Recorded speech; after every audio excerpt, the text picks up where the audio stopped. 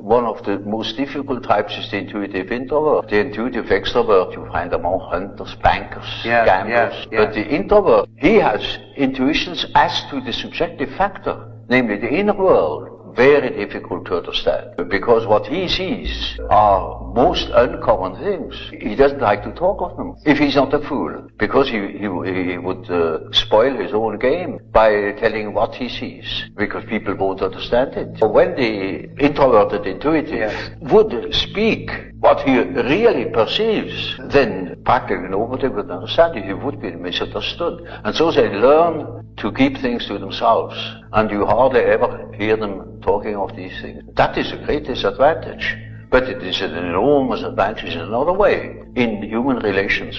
For instance, they come into the presence of somebody they don't know, and suddenly they have inner images, and those inner images give them a more or less complete information about the psychology of the partner. You know, that is... but the case can also happen that they come into the presence of somebody who they don't know at all, not from Adam, and they know an important piece out of the biography of that person, and are not aware of it, and tell the story, and then the fat is in the fire.